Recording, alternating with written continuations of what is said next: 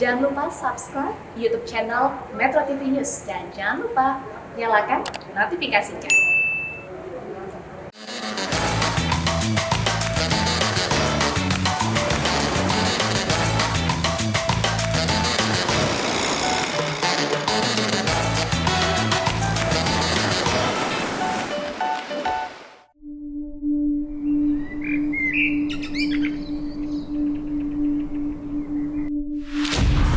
Januari 2021, sejarah mencatat COVID-19 sudah memasuki tahap kedua vaksin diprioritaskan bagi para tenaga kesehatan medis. Saat ini masih tersedia sekitar 3.700 dosis yang secara bertahap akan diberikan. Vaksinasi COVID-19 ini penting kita lakukan untuk memutus rantai penularan virus corona ini dan memberikan perlindungan kesehatan kepada kita dan keselamatan, keamanan bagi kita semuanya, masyarakat Indonesia. Halo kawan Susi, bertemu kembali di hari Rabu, saatnya kita cek ombak. Susi Pujiastuti dan Kiki Saputri akan berdialog dengan duo Emil, yaitu Gubernur Jawa Barat Ridwan Kamil dan Wakil Gubernur Jawa Timur Emil Dardak seputar penanganan dan pencegahan pandemi COVID-19. Eits, masih ada kejutan. Ada Ariel Noah yang akan curhat ke duo Emil tentang nasib musisi di masa pandemi COVID-19. Selain itu ada juga Ketua Ikatan Dokter Indonesia Dr. Daeng Fakih serta tim perancang alat pendeteksi virus corona yaitu Genos dan Ainos C19. Penasaran keseruannya? Langsung saja kita cek ombak.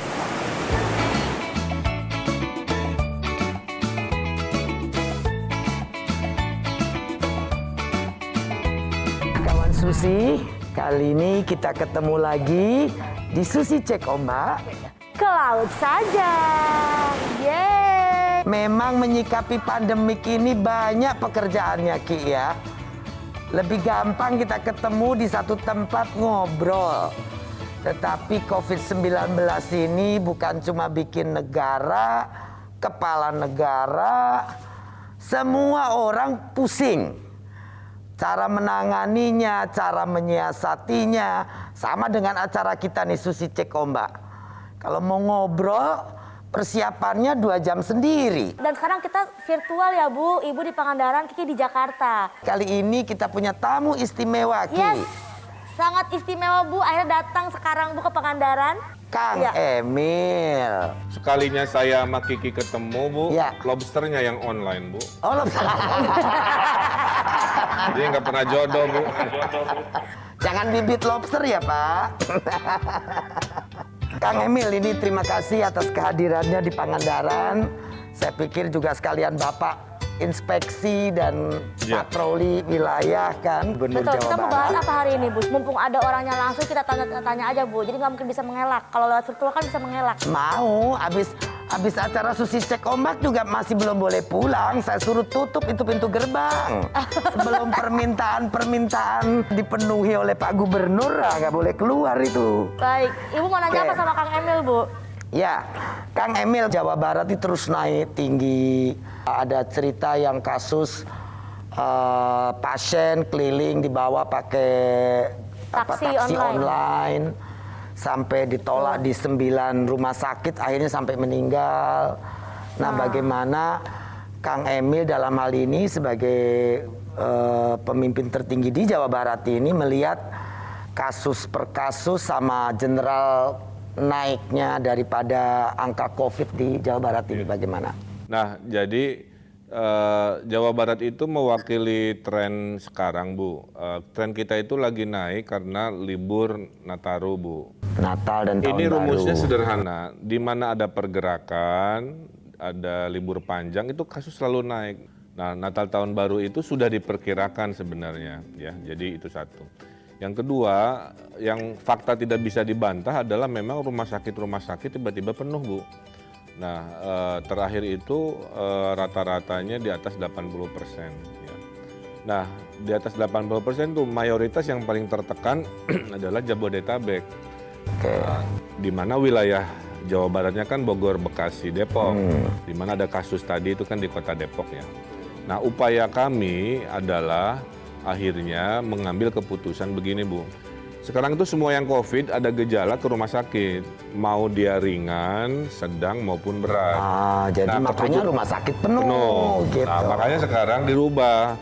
Yang sakit COVID tapi gejala ringan, batuk dikit atau demam dikit itu nggak usah ke rumah sakit. Itu bisa dirawat di Isolasi mandiri ya Pak ya? bukan di gedung negara yang non rumah Disiapkan sakit. gedung negara. Itu untuk yang COVID tapi gejala ringan. Akibatnya apa? Akibatnya puluhan persen yang tadinya diambil oleh COVID gejala ringan sekarang difokuskan hanya berat dan sedang, kira-kira gitu, Bu. Nah, insya Allah dengan kebijakan ini ruang isolasi persentase atau bed occupancy ratio-nya itu turun. Nah, makanya minggu lalu, Bu, waktu kasus itu terjadi kita di 77%, sekarang udah 70%. Jadi sudah turun drastis keterisian. Okupansi daripada rumah sakit sudah turun. Berarti Nah, masih ada space 30%. masih karena standar WHO itu 60%, kalau 60% udah lampu merah.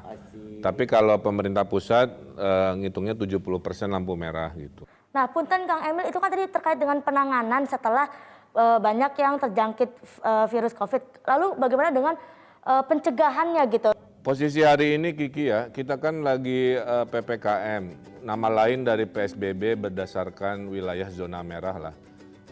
Nah, itu yang ke zona merah, itu yang datang harus ada surat negatif COVID lewat antigen. Jadi para polisi ini banyak razia, Ki, contohnya di puncak di mana, supaya orang jangan berlibur dulu, karena wilayah-wilayahnya lagi diketatkan oleh PPKM itu.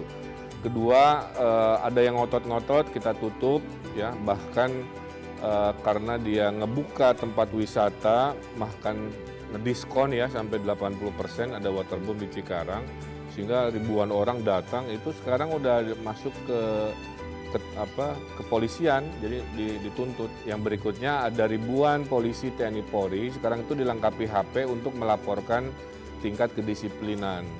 Jadi barang siapa melanggar itu pasti ketahuan karena kita ada aplikasinya. Itulah minggu lalu kita umumkan yang paling disiplin ternyata Kota Bekasi, yang kurang Kota Depok dan Kabupaten Tasik. Nah, ini menjadi reward and punishment lah di Jawa Barat. Ya, nah persiapan dengan jumlah penduduk yang kelihatannya kan Jawa Barat ini kurang lebih angkanya saya baca kemarin itu 37 juta. 38 yang perlu divaksin. 38 juta Kali-kali yang perlu 2 dosis. divaksin, ya. Nah, itu bagaimana rencana pelaksanaan sampai pendistribusiannya, karena kalau kita lihat nasional saja itu perhitungannya masih 15 bulan. Iya. Nah, Jawa Barat kira-kira rencananya bagaimana ini, Jadi Pak? sebelum saya jawab ke teknis, Bu Susi, Mbak Kiki, saya jelaskan dulu ya. Sekarang tuh hidup di 2021 tuh pilihannya 3. Satu, terpapar dulu terus kebal, nauzubillah ya.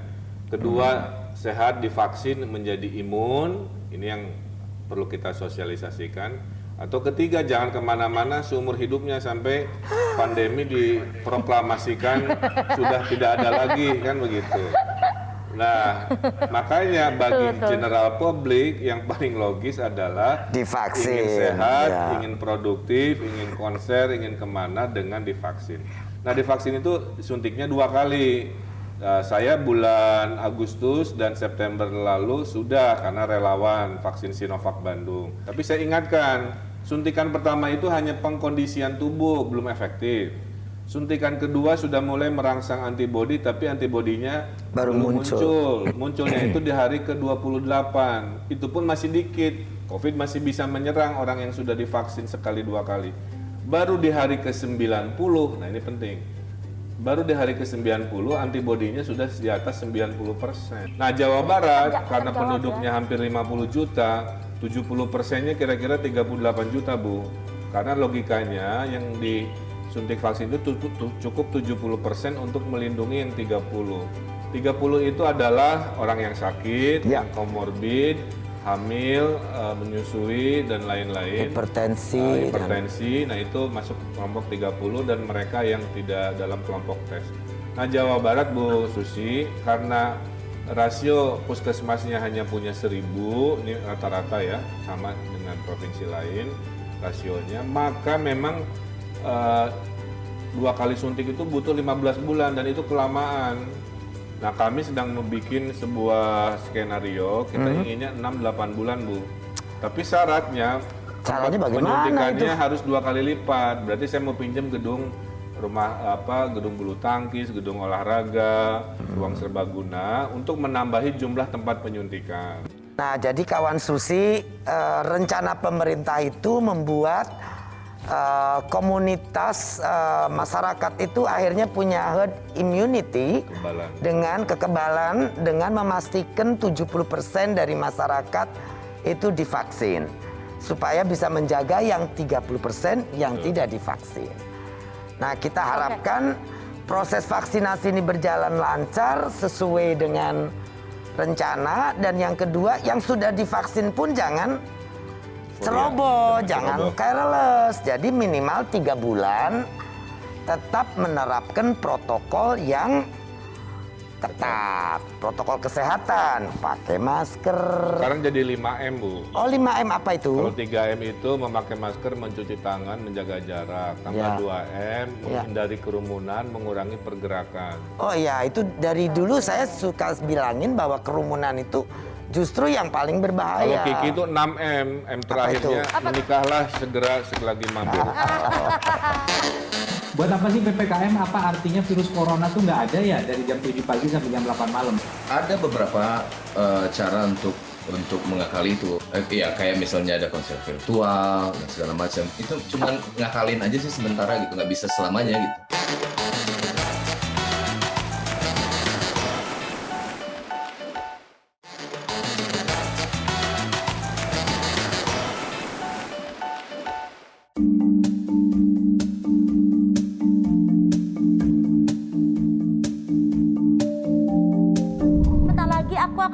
Jodohku bersama kita ya setelah ini. Amin. Karena sudah bergabung bersama kita yaitu ada Bapak Emil Dardak dan juga Akang Aril. Halo, selamat datang di Susi Cek Ombak.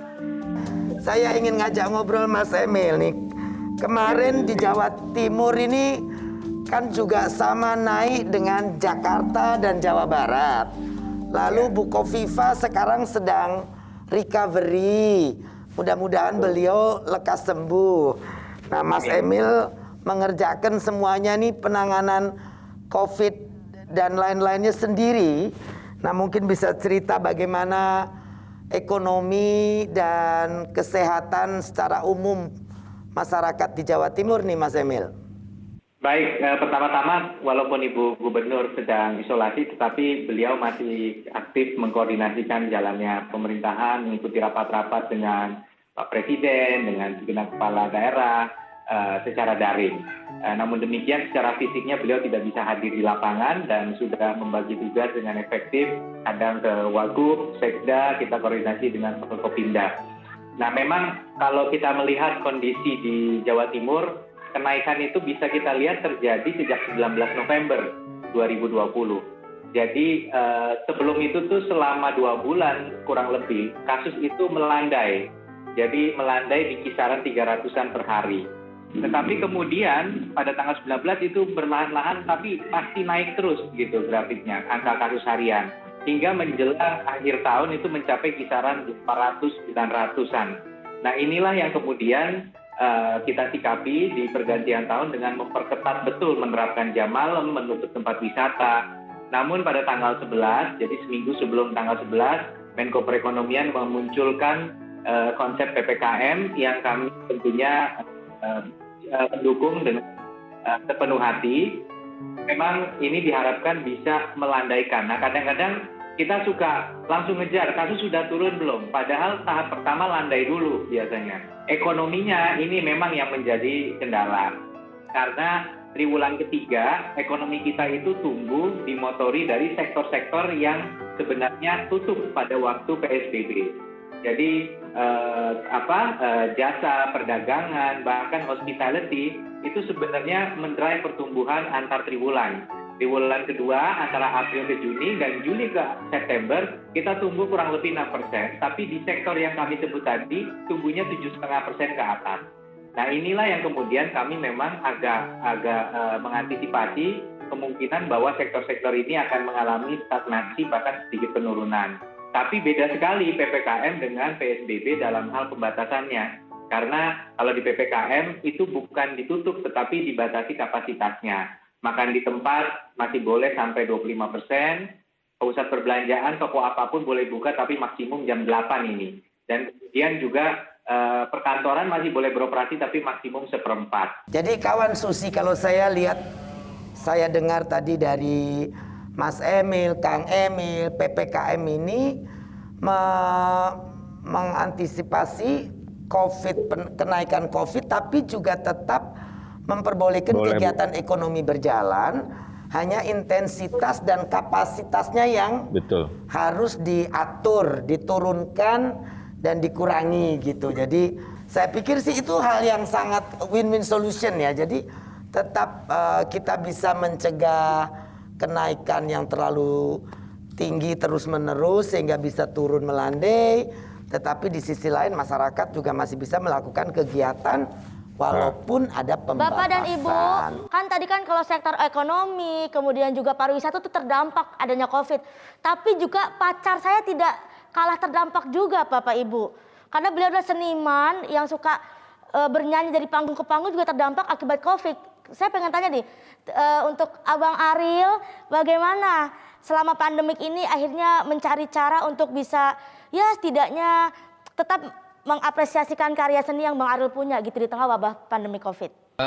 Kalau kita sebagai musisi gitu, ada beberapa cara untuk mengakali itu, walaupun ya kayak misalnya ada konser virtual dan segala macam. Cuman memang sangat berbeda dengan apa yang kayak biasa kita lakuin, karena kan kita biasa ngelakuinnya adalah kita menghibur orang tuh langsung di tempatnya gitu kan, ramai.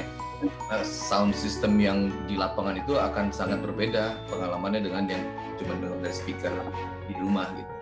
Ada beberapa cara, tapi kalau menurut saya itu cuma ngakalin aja sih sementara gitu, nggak bisa selamanya gitu. Karena tadi kan dari konser saja sudah berbeda. Secara income itu bagaimana? Apakah juga ada penurunan atau bagaimana? Kalau kita sendiri, Noah maksudnya, itu kita agak tertolong karena brandnya kuat, jadi nggak harus off air, kita masih bisa melakukan banyak hal kayak rekaman, habis itu masukin yang di digital segala macam. Cuman kan musisi sangat luas kan Bu ya, jadi maksudnya ada yang musisi kayak kita yang di mainstream recording, ada juga musisi yang di cafe ataupun musisi yang lain-lainnya, itu kan sama sekali berhenti semuanya. Apalagi kalau kita sendiri sebetulnya kitanya bisa tetap main misalnya di online, tapi kan krunya nggak bisa. Jadi kalau yang terlibat sama industrinya kita sebetulnya sangat terdampak sebetulnya, sangat-sangat terdampak yang lain-lain.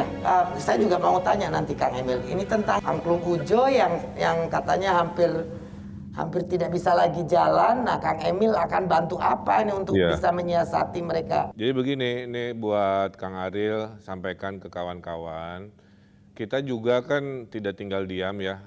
Yang namanya pandemi COVID itu mendampaki semua orang. Sebutkan jenis pekerjaannya, karena yang tidak terdampak itu hanya 4. Industri pangan, kemudian industri digital, logistik, dan kesehatan, Bu. Di luar itu terdampak. Nah, kita ada 2 cara. Ada kelompok kreatif musisi yang masuk bansos, Bu. Jadi dia dihitung sebagai warga yang memang membutuhkan. Ya, dapat sembako, dapat uang cash juga kan begitu. Yang kedua, kemarin kita memberikan 10 juta per orang untuk perform. Kali kurang lebih sekitar 1000-an musisi, artis, seniman di Jawa Barat. Jadi dengan 10 juta ya dicukupkan dia buat biaya nyiapin settingnya, sound systemnya. Nah, itu akan kita lanjutkan di 2021. Jadi artinya negara membayari mereka untuk pentas gitu. Nah, kalau Jawa Timur sendiri bagaimana, Mas Emil? Ya, salah satu langkah yang kita lakukan di triwulan ketiga adalah pemerintah justru tergolong aktif, bahkan agak dalam tanda kutip nekat. Kita mulai mengadakan acara di venue-venue di luar kantor. Tujuannya membangkitkan optimisme dan kepercayaan dari industri, dari masyarakat bahwa sebenarnya sekarang sudah boleh, apalagi tadi Pak Gubernur menyampaikan sudah ada solusi seperti antigen, banyak cara mitigasi yang sudah tersedia. Beda dengan Maret, April di awal-awal COVID begitu, sehingga tentunya yang penting mitigasinya, pengawasannya yang harus prima. Nah ini kita lakukan, event-event dibuat hybrid, Jatim Fair yang biasanya itu jadi pameran terbesar di wilayah timur Indonesia kita adakan secara virtual, tetapi tetap hybrid. Jadi ada acara offline-nya, ada online-nya, dan kita tetap melibatkan performer, baik itu performer yang sifatnya adalah musisi yang memang sudah nasional maupun juga local performers gitu ya. Jadi kita akan tetap ketat untuk memfilter acara-acara apa yang bisa dilakukan. Nah, kawan Susi, pemerintah dalam hal ini Jawa Barat maupun Jawa Timur semua berusaha untuk membantu. Mudah-mudahan semuanya bisa tetap bertahan sampai akhir COVID ini kan ya, Kang Emil. Mensupport Bu Kofifa yang dulu koleganya Bu Susi juga di kabinet, pengen punya cita-cita besar untuk Jawa Timur. Pokoknya gini Bu, prinsipnya jabatan tidak dikejar, tapi kalau pintunya terbuka, saya mau bismillah.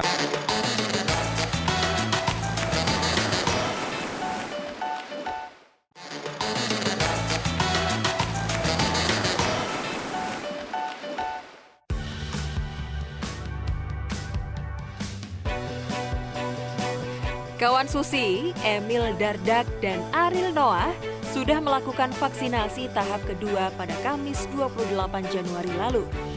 Sebelumnya, Emil Dardak dan Ariel Noah sudah menjalani vaksinasi di tahap pertama. Nah, kira-kira seperti apa ya efek yang dirasakan setelah divaksinasi? Yuk kita simak.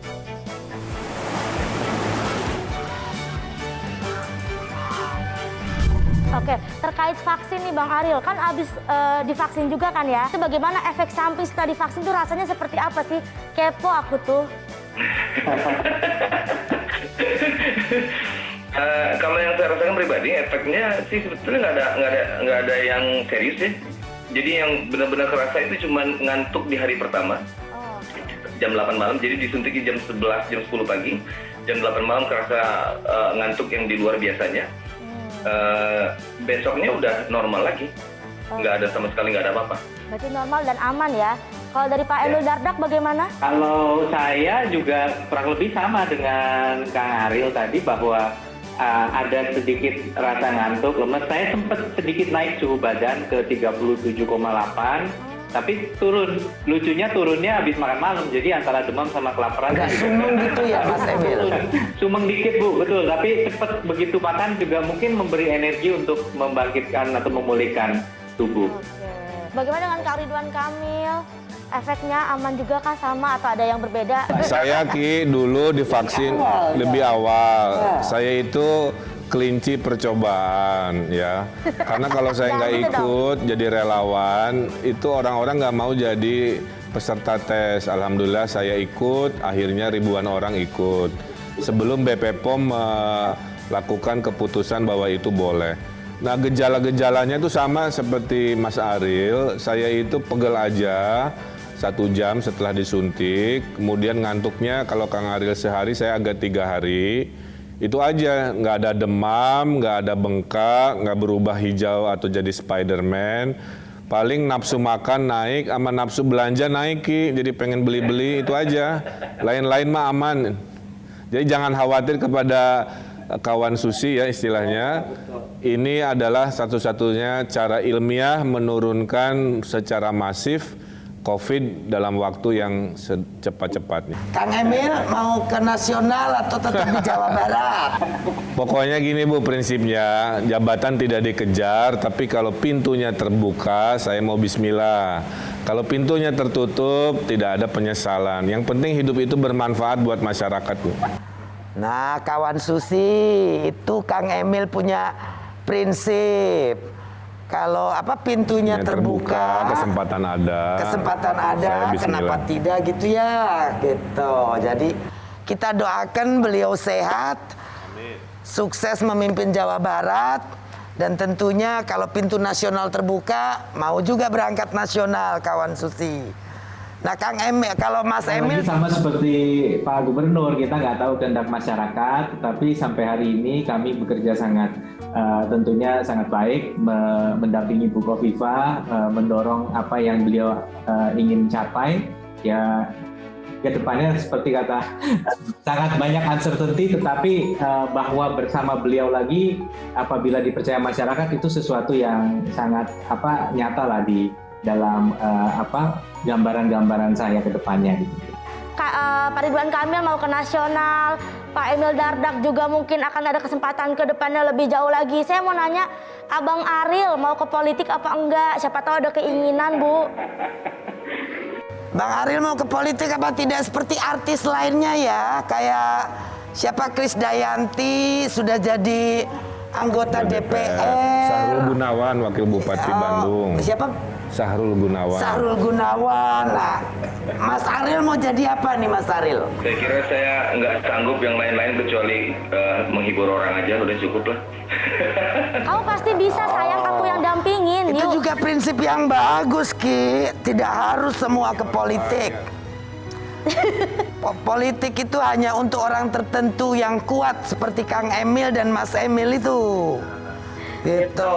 Oke. Kalau kayak kita menghibur saja gitu. Nah, Ibu, terakhir dong, kita bisa minta pesan daripada Pak Ridwan Kamil, Pak Emil Dardak dan juga Ariel untuk bagaimana memberikan pesan kepada milenial agar tidak takut divaksin. Ya, monggo. Kang Emil dulu. Oke, saya dulu izin ya. Jadi masyarakat Indonesia, kawan Susi semua, tadi saya sudah sebutkan 2021 itu kita doakan menjadi tahun pulih pandemi dan tahun pulih ekonomi dengan cara sukseskan vaksinasi karena tidak ada cara ilmiah lain untuk menurunkan secara masif, kira-kira begitu, kecuali vaksinasi. Kalau bingung, kalau penasaran, jangan bertanya bukan pada ahlinya, itu masalahnya. Kenapa banyak hoak, banyak provokasi tentang vaksinasi? Karena bertanya bukan pada pintunya.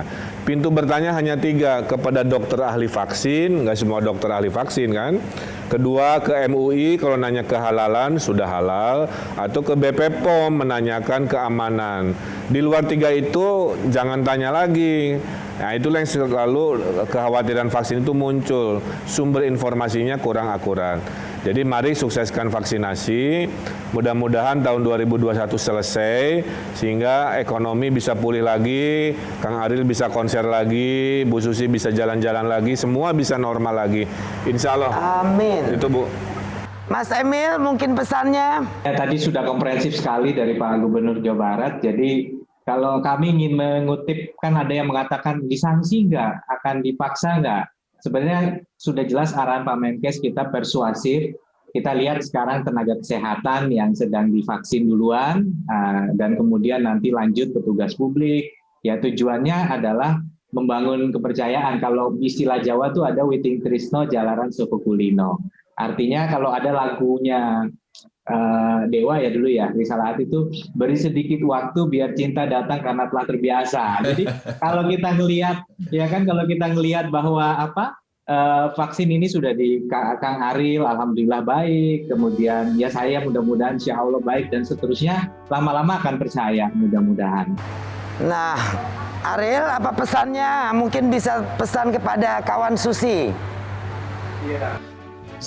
Ya, sebenarnya kayak tadi memang udah diwakili semua, jadi mungkin kalau kita cuma ngomong doang agak susah kan ya, tapi kan sekarang sudah langsung dikerjakan gitu. Jadi kalau orang yang takut kan udah bisa lihat langsung beberapa tokoh yang sudah divaksin, dan harusnya sih setelah melihat mereka nggak apa-apa, seharusnya beberapa anggapan ataupun ketakutan soal vaksin itu seharusnya sudah bisa hilang gitu menurut saya. Dan ini saya mewakili diri sendiri. Menurut saya, kan karena kita semua pasti pengen semuanya normal lagi gitu. Dan menurut saya program yang sedang dilaksanakan ini tentang vaksinasi, kalau kita mendukung program ini itu sebenarnya sama kayak menolong diri sendiri loh gitu. Jadi kalau kita sukseskan program ini, berarti kita nolong diri kita sendiri untuk kembali lagi ke ekonomi normal seperti dulu. Gitu. Kawan Susi, sekali lagi vaksin tidak perlu menakutkan untuk kita. Betul. Dan vaksin itu membantu pulihnya imunitas masyarakat sehingga kegiatan bisa dilaksanakan segera dengan lebih normal. Karena vaksinasi ini mempercepat imunitas masyarakat. Kalau banyak yang divaksin berarti imunitasnya akan meningkat. Jadi kira-kira seperti itu. Kawan Susi jangan kemana-mana, tetap di Susi Cek Ombak. Laut saja. Mbak Kiki nggak punya kan bapak alergen ya? Saya alergi sama cowok pembohong aja. Jadi Jinos Bu sekarang sudah dapat izin edar dan sekarang sedang produksi massal. Ginos itu adalah membau nafas, kemudian kalau Inos itu bau keringat ketiak.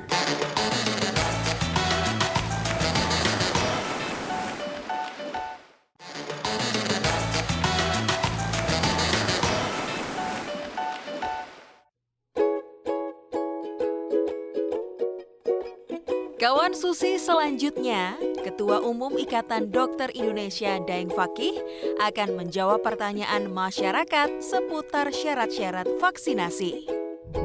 Nah, kawan Susi, kita kembali ke Susi Cek Ombak. Ke laut saja.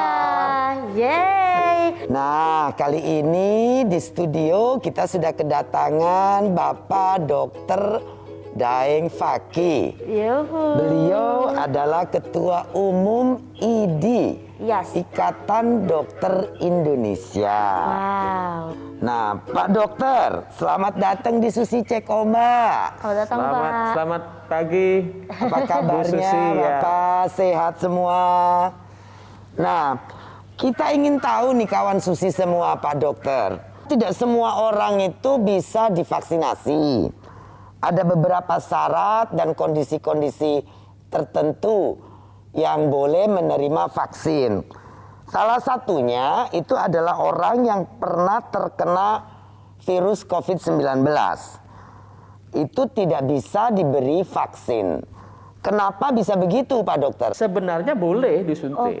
Sebenarnya boleh disuntik. Artinya dia memang kalau sudah pernah kena COVID itu kan punya antibodi. Betul, sudah timbul antibodinya. Tapi antibodi itu kan bisa turun kan? Ya. Buktinya orang yang pernah kena sembuh bisa kena lagi.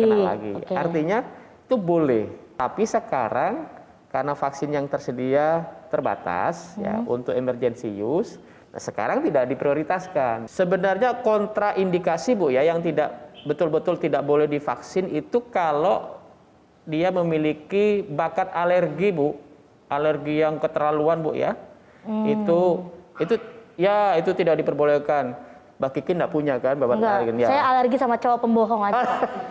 Jadi kalau bakat alergi ke obat atau vaksin sebelumnya ya atau hal-hal yang tertentu dan reaksinya berlebihan itu tidak boleh Bu. Saya lihat di media sosial juga di banyak obrolan dengan beberapa teman itu banyak kawan-kawan ini yang ragu, enggan untuk divaksin.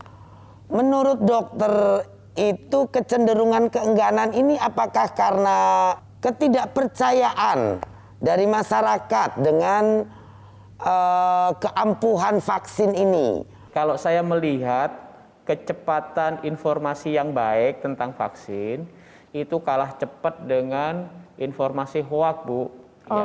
Jadi ini diperlukan orang-orang seperti Bu Kiki ya, orang-orang seperti Bu Susi yang bagi masyarakat itu figur publik yang dikenal, mempunyai pengaruh, lebih banyak sering bersuara Bu. Kalau itu tidak bersuara, nah masyarakat yang memiliki kebiasaan ke medsos Bu lebih banyak menerima berita-berita tidak benar. Saya tunggu-tunggu Mbak Kiki juga nggak bersuara tentang vaksin. Soalnya saya nggak diundang kemarin saya. Pak Dokter, Kiki itu secara tidak langsung minta diundang. minta dijadikan influencer gitu loh maunya. Jadi jangan nunggu diundang Bu ya, jangan nunggu diundang. Jadi harus membantu. Ini kan sebenarnya bukan membantu pemerintah Bu ya, bukan membantu petugas tapi membantu masyarakat. Cewek di sebelah Pak Dokter itu agak matre Pak.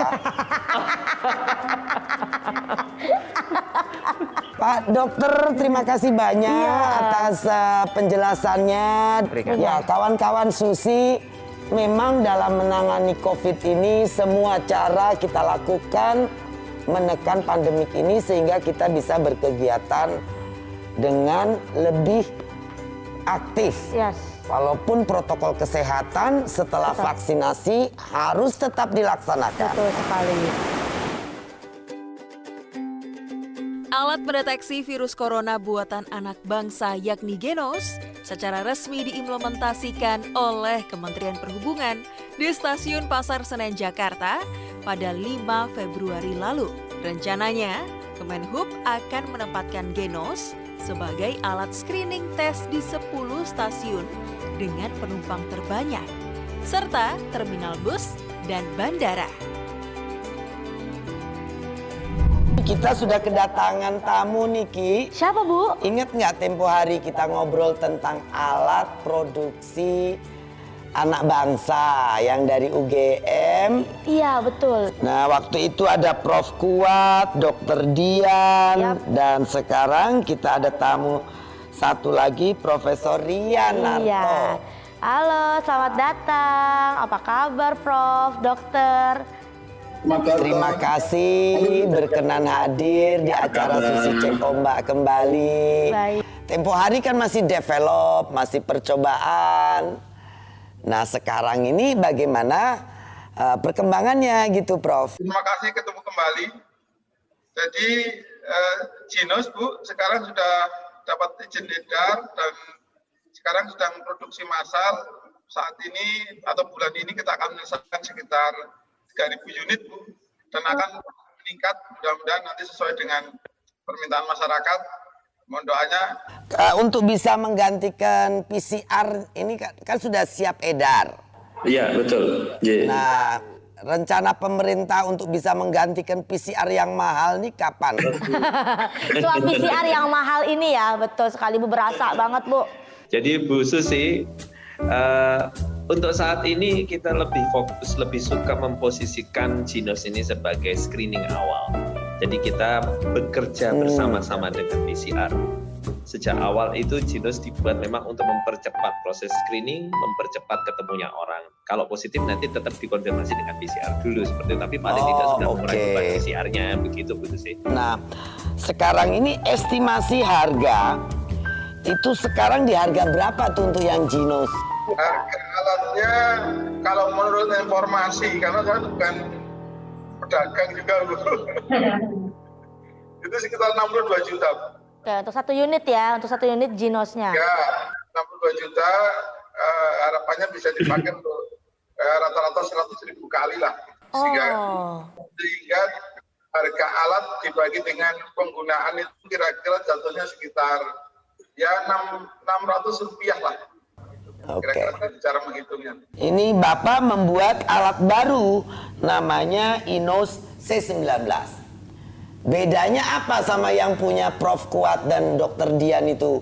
Jadi kalau tadi yang Genos itu adalah membau nafas, kemudian kalau Inos ini membau bau keringat ketiak. Jadi baunya orang yang punya virus COVID di badan itu berbeda ya Dok? Prof? Betul, betul. Jadi sebetulnya kalau secara ilmiah kedokteran begitu, setiap penyakit misalnya virus atau bakteri yang tubuh kita itu, kemudian secara metabolisme nanti keringat yang keluar di tubuh kita ini bisa berbeda karena metabolisme beda. Nah, namanya volatile organic compound. Nah, itu yang mengapa kok diambil ketiak, itu karena yang ketiak ini paling banyak kelenjarnya. Tapi Prof, kawan-kawan itu seringkali pakai deodoran, pakai talek gitu. Nah itu nanti berpengaruh enggak tuh dok waktu cek atau harus dibersihkan dulu sebelum cek keringatnya? Jadi yang sekarang kami lakukan ini masih belum ada pengaruh-pengaruh deodoran atau pengaruh bedak atau pengaruh bau-bauan yang lain. Kasihan petugas nakesnya dong ya Prof ya. Mereka harus mencium bau-bau keringat setiap orang berbeda-beda gitu kalau nanti ini berjalan. Tidak. Nanti itu ada dari alat itu ada selangnya. Ada selangnya. Kira-kira panjangnya itu ya 60 cm gitu lah kira-kira. Itu kemudian dimasukkan ke ketiak gitu. Terus nanti alatnya itu menghisap gitu. Menghisapnya kira-kira ya 3 menit begitu. Terus kemudian diproses, kemudian 3,5 menitan gitu keluar hasilnya. Ya, pokoknya kita congratulate Dr. Dian dan Prof. Kuat yang sudah dapat izin edar untuk Jinosnya. Dan Prof. Rianarto terima kasih juga telah melakukan satu riset dan temuan Ino-19. Jadi kawan Susi, Kiki, ya kita semua ini sudah punya alternatif anak-anak bangsa Indonesia ini tidak kalah. Terima kasih sekali lagi Dokter Dian, Prof. Kuat, dan Prof. Rianarto telah hadir di Susi Cek Ombak, sharing bersama kawan-kawan Susi. Nah, kawan Susi, rasanya Susi Cek Ombak kali ini sudah lengkap memberikan penjelasan tentang vaksin dan alat periksa testing deteksi COVID-19 temuan anak bangsa. Jangan lupa tetap nonton Susi Cek Ombak Setiap hari Rabu jam 8 malam di Metro TV. Tidak nonton ditenggelamkan. Susi Cek Ombak kelak saja. Bye-bye. Memahami pandemi COVID-19 ternyata bukan semata-mata faktor kesehatan.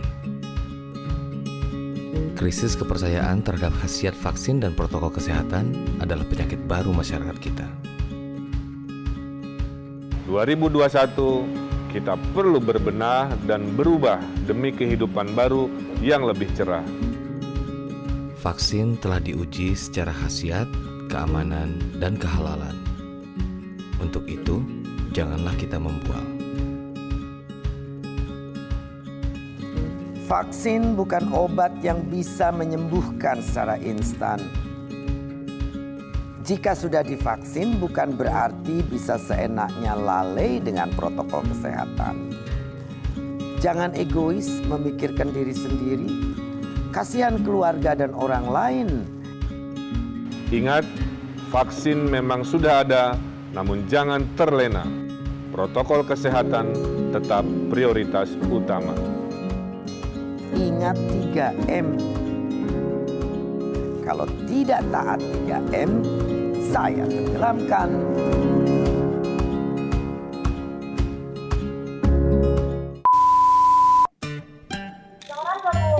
Oke, good. Oke, dengar. Oke, mulai lagi ya. Jangan kemana-mana, tetap di Susi Cek Ombak. Salah. Closing besar. Oke. Terima kasih Abang Ariel, Kak Emil datang. Bu lagi ya Bu, biar kompak Bu. Bu sekali lagi yuk Bu, biar kompak Bu. Metro TV.